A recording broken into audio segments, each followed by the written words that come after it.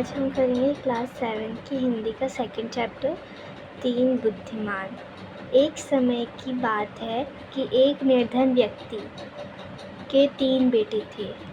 निर्धन मतलब जिसके पास धन ना हो, धन की कमी वाला।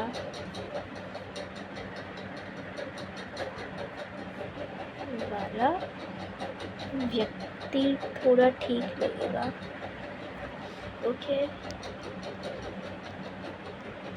ओके नाउ निर्धन व्यक्ति के 3 बेटे थे।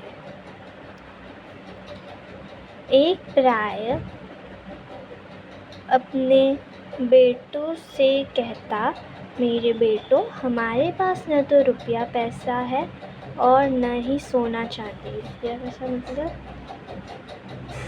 धन दौलत। बस उसे थोड़ा न्यू वर्जन में तारीफ दिया। ओके नाउ और न ही सोना चांदी। इसलिए तुम्हें एक दूसरे प्रकार का धन संचित करना चाहिए। मतलब किसी और तरीके से धन जो है वो संचित करना चाहिए।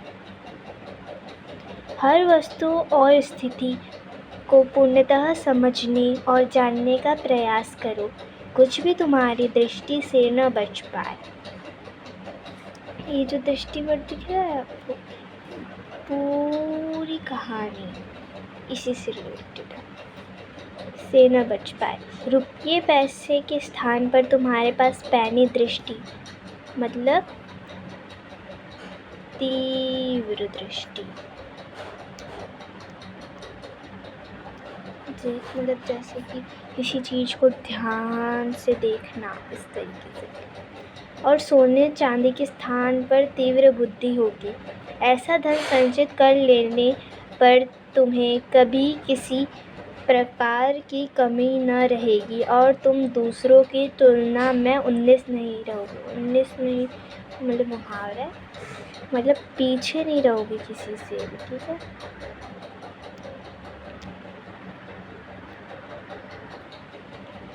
समय बीता और कुछ समय पश्चात पिता चल बसे।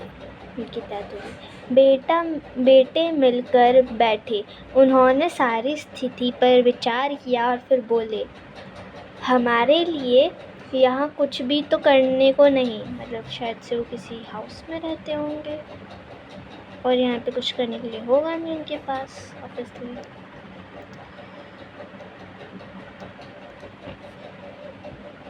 आओ घूम फिर कर जगत देखिए, मतलब दुनिया। आवश्यकता होने पर हम चरवाहों या खेत में श्रमिकों का काम कर लेंगे। मतलब जैसे कि जो रिच लैंडलॉर्ड होते हैं उनके वहाँ पे काम कर। हम कहीं भी क्यों ना हो भूखे नहीं मरेंगे। मतलब उन्होंने इतना सोच रखा था कि वो कहीं पर भी होंगे बट भूखे तो नहीं मरेंगे। अंततः वे तैयार होकर यात्रा पर चल दिए। रेडी होकर निकलो। उन्होंने सुनसान वीरान घाटियाँ लांघी और ऊंचे ऊंचे पहाड़ों को पार किया। इस तरह वे लगातार 40 दिनों तक चलते। हमसे तो आधा घंटा में चल जाता, ये 40 दिन चल चुके। ये हाउ इट्स पॉसिबल?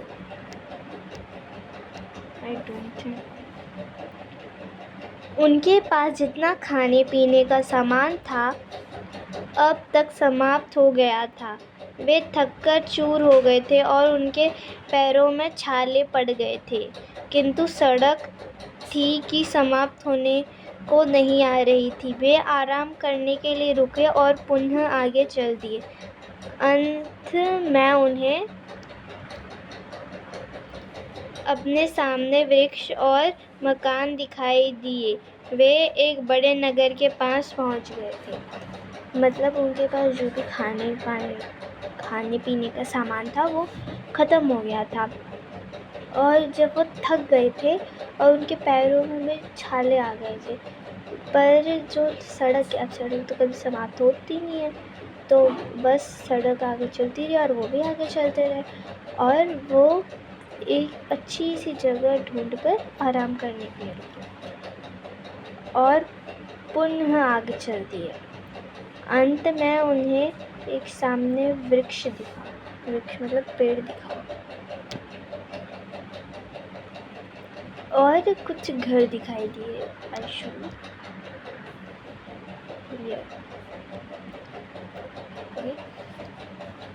वे एक बड़े नगर के पास पहुंचे थे। आप देख ही सकते हो यहाँ पे कितना बड़ा दिख रहा है।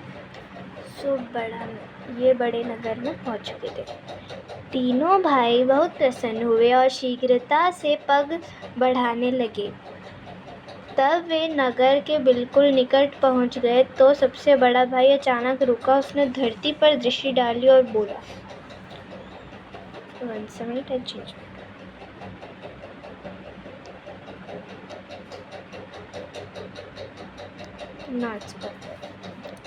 थोड़ी ही देर पहले यहाँ से एक बहुत बड़ा ऊँट गया है। वे थोड़ा और आगे गए तो मंझला भाई रुका और सड़क के दोनों ओर देखकर बोला, संभवतः वह ऊँट एक आँख से नहीं देख पाता हो। वे कुछ और आगे गए तो सबसे छोटे भाई ने कहा, ऊँट पर एक महिला और एक बच्चा सवार थे। बिल्कुल सही, दोनों बड़े भाइयों ने कहा और वे तीनों फिर आगे बढ़ चले। कुछ समय पश्चात एक घुड़सवार उनके पास से निकला। सबसे बड़े भाई ने उसकी ओर देखकर पूछा, घुड़सवार, तुम किसी खोई हुई वस्तु को ढूंढ रहे हो ना? घुड़सवार ने घोड़ा रोककर उत्तर दिया, हाँ।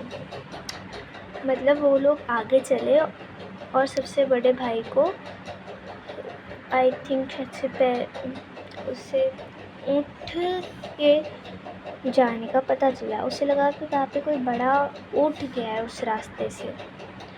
और छोटे भाई ने कहा, शायद से वो ऊँट एक आँख से देख नहीं पाता। और सबसे छोटे भाई ने कहा, शायद से उस ऊँट पर एक महिला और एक छोटा बच्चा सवार था।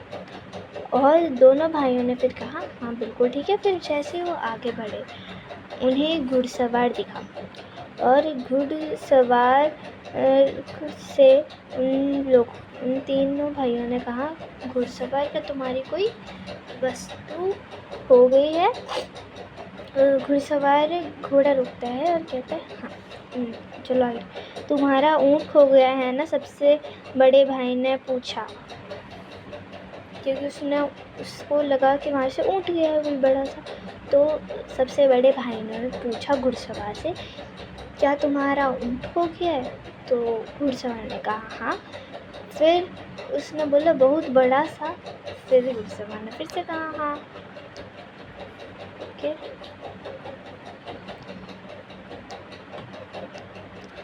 वह एक आँख से नहीं देख पाता है ना? मंझले भाई ने पूछा। जो बीच का भाई था उसने पूछा कि वो एक आँख से देख नहीं पाता ना? हाँ। घुड़सवार ने कहा, हाँ। एक छोटे से बच्चे के साथ उस पर महिला सवार थी ना? सबसे छोटे भाई ने सवाल किया। घुड़सवार ने तीनों भाइयों को शंका की दृष्टि से देखा और बोला, मतलब कि जैसे कोई डाउट हो किसी पर, तो इसी तरीके से उसने शंका की दृष्टि से देखा। तो तुम्हारे पास है मेरा ऊँट, तुरंत बताओ तुमने उसका क्या किया? अब उसे ऐसा लगा कि इन्होंने किया, तो फिर उसने पूछा, तुम्हारे पास मेरा ऊँट है, बताओ कहाँ पे, क्या किया तुमने उसका? हाँ। फिर भाइयों ने कहा, तीनों भाइयों ने कहा, हमने तो तुम्हारे ऊँट का मुंह तक नहीं देखा। भाइयों ने उत्तर दिया, तो तुम्हें इसके बारे में सभी बातें कैसे पता चलेगा? मतलब इतनी सारी बातें तो किसी को पता ही नहीं हो सकती किसी दूसरे की चीज़ की। क्योंकि हम अपनी आँखों और बुद्धि से काम लेना जानते हैं, भाइयों ने उत्तर दिया। शीघ्रता से उस दिशा में एक घोड़ा दौड़ाओ, वहाँ तुम्हें तुम्हारा ऊँट मिल जाएगा। नहीं, ऊँट के स्वामी ने उत्तर दिया, मैं उस दिशा में नहीं जाऊँगा। मेरा ऊँट तुम्हारे पास है और तुम ही उसे मुझे लौटाना पड़ेगा। मतलब उन तीनों भाइयों ने उसकी हेल्प करने का सोचा कि भाई तुम जाओ उस तरफ घोड़ा दौड़ाओ, तुम्हें अपना ऊँट मिल जाए तो ठीक है, क्योंकि वो एक आँख से तो अंधा है। छोटे भाई ने तो यूँ कहा, तो शायद से वो छोटा नहीं, मझला भाई, तो वो आगे बढ़ जाए, तो वो धीरे धीरे चलेगा तो तुम उसे ढूंढ लोगे आराम से। और पर ऊँट के स्वामी ने उत्तर दिया कि नहीं, मैं उस दिशा में नहीं जाऊँगा, क्योंकि उसे डाउट था कि इन लोगों ने मेरा ऊँट चुराया तो फिर पक्का इनके पास ही होगा। हमने तो तुम्हारे ऊँट को देखा तक नहीं, भाइयों ने चिंतित हुए कहा। मतलब उन्होंने तो कहा हमने तुम्हारे ऊँट को देखा नहीं तो फिर कैसे ढूंढेंगे। लेकिन घुड़सवार उनकी एक भी सुनने को तैयार नहीं था। उसने अपनी तलवार निकाल ली और उसे जोर से घुमाते हुए तीनों भाइयों को अपने आगे आगे चलने का आदेश दिया। इस प्रकार वह उन्हें सीधे अपने देश के राजा के भवन में ले गया। इन तीनों भाइयों को सुरक्षा कर्मियों को सौंपकर वह स्वयं राजा के पास गया। मतलब जो घुड़सवार था उसे उस पर डाउट था, तो पुराने ज़माने में न्यायालय जैसी चीज़ जैसे आपने अपने फर्स्ट चैप्टर में पढ़ा ही था न्यायालय के बारे में, तो उसी तरह वह राजा के पास लेके गया तो तीनों भाइयों को। मैं अपने रेवड़ों को पहाड़ पर लिए जा रहा था, उसने कहा, और मेरी पत्नी मेरे छोटे से बेटे के साथ एक बड़े से ऊँट पर मेरे पीछे पीछे आ रही थी। किसी कारण उनका ऊँट पीछे रह गया और वे रास्ते में भटक गए। मैं उन्हें ढूंढने गया तो मुझे रास्ते में 3 व्यक्ति मिले जो पैदल चल रहे थे। मुझे पूरा विश्वास है कि उन्होंने मेरा ऊँट चुराया है और मेरी पत्नी तथा मेरे बेटे को मार डाला है। तुम्हें ऐसा क्यों समझते हो? जब वह व्यक्ति अपनी बात कर चुका तो राजा ने पूछा, तुम ऐसा क्यों समझते हो कि उसने तुम्हारे बच्चे और पत्नी को मार डाला और तुम्हारे ऊँट को कहीं बेच डाला? यही तो करेगा, और क्या ही करेगा? इसलिए कि मैंने उन लोगों को इस संबंध में एक भी शब्द नहीं कहा था। फिर भी उन्होंने मुझे यह बताया कि ऊँट बहुत बड़ा था और एक आँख से नहीं देख पाता था तथा उस पर एक महिला बच्चे के साथ सवार थी। अब ये तो हमें भी नहीं पता कि उन लोगों ने ऐसा क्यों बताया, वो तो आगे स्टोरी पढ़ेगी तभी पता चलेगा। राजा ने थोड़ी देर सोच विचार किया और फिर बोला, जैसे कि तुम कहते हो, तुम्हारे बताए बिना ही तुम्हारे ऊँट के विषय में उन्होंने सभी कुछ इतनी अच्छी तरह से बता दिया है, तो अवश्य उन्होंने उसे चुराया होगा। जाओ उन चोरों को यहाँ लाओ। फिर राजा ने आदेश दिया, इतना सब तो किसी को पता नहीं हो सकता, बिना बताए तो जाके उनको लेके आओ। तो सुरक्षा कर्मियों से वो जो घुड़सवार थे वहाँ से लेके आए। चोरों, तुरंत बताओ, राजा उन्हें धमकाते हुए बोला, तुरंत उत्तर दो, तुमने इस आदमी का ऊँट कहाँ छुपाया है? राजा ने प्रश्न किया। हम चोर नहीं हैं, हमने इसका ऊँट कभी नहीं देखा, भाइयों ने उत्तर दिया। तब राजा बोला, इस व्यक्ति के कुछ भी बताए बिना तुमने ऊँट के विषय में सब कुछ बिल्कुल सही बता दिया। अब तुम यह कहने का कैसा साहस करते हो कि तुमने उसे नहीं चुराया? महाराज, इसमें तो आश्चर्य की कोई बात नहीं है, भाइयों ने उत्तर दिया। बचपन से हमें ऐसी आदत पड़ गई है कि हम कुछ भी अपने दृष्टि से नहीं चूकने देते। हमने अपने परिवेश को पैनी दृष्टि से देखना और बुद्धि से सोचने का प्रयास में बहुत समय लगाया है, इसलिए ऊँट को देखे बिना ही हमने बता दिया कि वह कैसा है। तो आगे इसकी स्टोरी पढ़ते हैं कि कैसे बताया उन्होंने, ताकि हम भी उनके जैसी हमारी आइस को पैनी दृष्टि बना सके। राजा हंस दिया, हंस दिया। किसी को भी देखे बिना ही उसके विषय में क्या इतना कुछ जानना संभव हो सकता है? राजा ने प्रश्न किया फिर से। हाँ, संभव है, भाइयों ने उत्तर दिया। तो ठीक है, हम अभी तुम्हारी सच्चाई की जांच कर लेंगे। राजा ने उसी समय अपने मंत्री को बुलाया और उसके कानों में कुछ फुसफुसाया। मंत्री तुरंत महल के बाहर चला गया, लेकिन शीघ्र ही वह 2 सेवकों के साथ लौटा, जो एक बहुत बड़ी सी पेटी लाए थे। दोनों ने पेटी को बहुत सावधानी से द्वार के पास ऐसा रख दिया कि वह राजा को दिखाई दे सके, और स्वयं एक और हट गए। तीनों भाई दूर से खड़े उन्हें देखते रहे। उन्होंने इस बात को ध्यान से देखा कि पेटी कहाँ से और कैसे लाई गई थी और किस ढंग से रखी गई थी। हाँ, तो चोरों, हमें बताओ कि इस पेटी में क्या है? राजा ने कहा। महाराज, हम तो पहले ही यह विनती कर चुके हैं कि हम चोर नहीं हैं, सबसे बड़े भाई ने कहा। पर यदि आप चाहते हैं तो मैं आपको ये बता सकता हूँ कि इस पेटी में क्या है। उसमें कोई छोटी सी गोल वस्तु है। उसमें अनार है, मंझला भाई बोला। हाँ, और वह अभी कच्चा है, सबसे छोटे भाई ने कहा।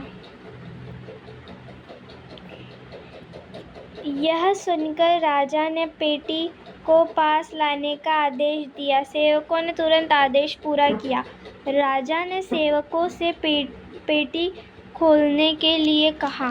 पेटी खुल जाने पर उसने उसमें झाँका। जब उसे उसमें कच्चा अनार दिखाई दिया तो उसे आश्चर्य की कोई सीमा न रही। तो बच्चों, क्या आपको पता चला इन्होंने कैसे बताया? वो तो आगे ही पता चलेगा, बट इतना ज़रूर समझ में आ चुका है कि इन्होंने गैस तो राइट किया और ये चोर भी नहीं है राजा को, तो ये इतना समझ में आ गया और हमें भी। तो चलो आगे चलते हैं और आगे पढ़ते हैं और पता लगाते हैं कि इन्होंने ये सब गैस कैसे किया, ताकि हम भी अपने गैस पावर को पावरफुल बना सकते हैं। आश्चर्यचकित राजा ने अनार निकालकर वहां उपस्थित सभी लोगों को दिखाया। तब उसने ऊंट के मालिक से कहा, इन लोगों ने यह स्पष्ट कर दिया है कि ये चोर नहीं हैं। वास्तव में यह बहुत ही बुद्धिमान लोग हैं। तुम इनके बताए रास्ते पर जाकर अपने ऊंट को खोजो। राजा के महल में उस समय उपस्थित सभी लोगों के आश्चर्य का कोई ठिकाना नहीं था। मतलब किसी लोगों को कोई ठिकाना ही नहीं रहा, वही ऐसे कौन कर सकता है? अभी तक उन्हें विश्वास ही नहीं हो रहा था, मतलब। किंतु सबसे बढ़कर तो स्वयं राजा ही चकित था, मतलब राजा ही कंफ्यूज हो गया। उसने सभी तरह के अच्छे और स्वादिष्ट भोजन मंगवाए और लगा इन भाइयों की भगत करने। तुम लोग बिल्कुल निर्दोष हो और जहाँ भी जाना चाहो जा सकते हो, किंतु जाने से पहले तुम मुझे सारी बात विस्तार के साथ बताओ। तुम्हें यह कैसे पता चला कि उस व्यक्ति का ऊँट खो गया है, और तुमने यह कैसे जाना कि ऊँट कैसा था? सबसे बड़े भाई ने कहा, धूल पर उसके पैरों के चिन्ह से मुझे पता चला कि कोई बहुत बड़ा ऊँट वहाँ से गया था। जब मैंने उस अपने पास से जाने वाले घुड़सवार को अपने चारों ओर नज़र दौड़ाते देखा, तो उसी समय मेरी समझ में यह बात आ गई कि वह क्या खोज रहा है। अब बड़े भाई ने तो अपना राज खोल दिया कि मतलब मिट्टी के ऊपर ऊँट के पैर के निशान थे और वो बहुत बड़े बड़े थे। तो उसे लगा कि कोई बड़ा ऊँट गया है और घुड़सवार को उसने टेंशन में देखा। इसमें टेंशन नहीं करनी चाहिए, टेंशन में देखा, तो इसकी वजह से उसे पता चला कि वो कुछ ढूंढ रहा है। बहुत अच्छा, राजा ने कहा। अच्छा, अब यह बताओ कि तुम में से किसने इस घुड़सवार को यह बताया कि उसका ऊँट एक आँख से देख नहीं पाता? उसका तो सड़क पर चिन्ह नहीं रहा होगा। ओके, मैंने इस बात का अनुमान ऐसे लगाया कि सड़क के दाईं ओर की घास तो ऊँट ने चरी थी, मगर बाईं ओर की घास जो कि त्यों थी। मझले भाई ने उत्तर दिया। बहुत उत्तम, राजा ने कहा। तुम में से यह अनुमान किसने लगाया था कि उस पर बच्चे के साथ एक महिला सवार थी?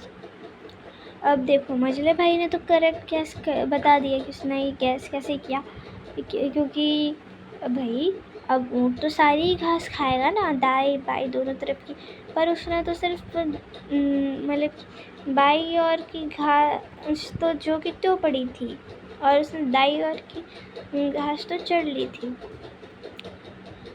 अब चलो पढ़ते हैं छोटे भाई ने क्या उत्तर दिया। मैंने सबसे छोटे भाई ने उत्तर दिया।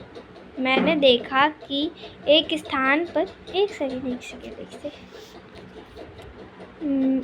मिस्टेक गैस कर ली हमने गाइस। देखो, मैंने सबसे छोटे भाई, व्हाट, ये क्या है? मैंने देखा कि एक स्थान पर ऊँट के घुटने टेककर बैठने के चिन्ह बने हुए थे। उनके पास ही रेत पर एक महिला के जूतों के चिन्ह दिखाई दिए, साथ ही छोटे छोटे पैरों के चिन्ह थे, जिससे मुझे पता चला कि महिला के साथ एक बच्चा भी था। बहुत अच्छा, तुमने बिल्कुल सही कहा। अब छोटे भाई ने भी बता दिया कि उसने कैसे गैस किया, और राजा ने कहा, हाँ बहुत अच्छा, तुम बिल्कुल सही कहा। राजा बोला, लेकिन तुम लोगों को यह कैसे पता चला कि पेटी में एक कच्चा अनार है? यह बात तो मेरी समझ में बिल्कुल नहीं आ रही। देखो, राजा कंफ्यूज होकर पूछ रहा है। सबसे बड़े भाई ने कहा, जिस तरह दोनों व्यक्ति उसे उठाकर लाए थे, उससे बिल्कुल स्पष्ट था कि वह थोड़ी भी भारी नहीं है। जब वे पेटी को रख रहे थे तो मुझे अंदर से छोटी सी गोल वस्तु के लुढ़कने की ध्वनि सुनाई दी। बिल्कुल राइट, क्योंकि हम जब पढ़ रहे थे तो उसके अंदर बीच में भी आया था। उन्होंने उसके उठाने और रखने के ढंग को अच्छे से परखा था, तो इसकी वजह से उसे पता चल गया। मझला भाई बोला, मैंने ऐसा अनुमान लगाया कि चूंकि पेटी उद्यान की ओर से लाई गई है और उसमें कोई छोटी सी गोल वस्तु है, तो वह अवश्य अनार ही होगा, कारण कि आपके महल के आसपास अनार के बहुत से पेड़ लगे हुए थे। ये तो हमने देखा नहीं पिक्चर में, बट ठीक है। बहुत अच्छा, राजा ने कहा, और सबसे छोटे भाई से पूछा, लेकिन तुम्हें ये कैसे पता चला कि अनार कच्चा है? इस समय तक उद्यान में सभी अनार कच्चे हैं, यह तो आप स्वयं ही देख सकते हैं, उसने उत्तर दिया और खुली हुई खिड़की की ओर संकेत किया। राजा ने बाहर देखा तो पाया कि उद्यान में लगे अनार के सभी वृक्षों पर कच्चे अनार लटक रहे थे। राजा इन भाइयों की असाधारण पैनी दृष्टि और तीक्ष्ण बुद्धि, तीक्ष्ण मतलब तीव्र, अच्छी तेज बुद्धि से चकित रह गया। धन संपत्ति या सांसारिक वस्तुओं की दृष्टि से तो तुम धनवान नहीं हो, लेकिन तुम्हारे पास बुद्धि का बहुत बड़ा कोश है, उसने प्रशंसा करते हुए कहा, और उन्हें अपने दरबार में रख लिया। नेक्स्ट चैप्टर में हम क्वेश्चन आंसर करेंगे। अगर आप इनके क्वेश्चन आंसर का पार्ट चाहते हैं तो कमेंट बॉक्स में पिन कर दीजिए, और अगर आप इनके नोट्स चाहते हैं तो कमेंट में हार्ट से दीजिए। ओके, और आज के लिए good luck and bye bye. Bye love.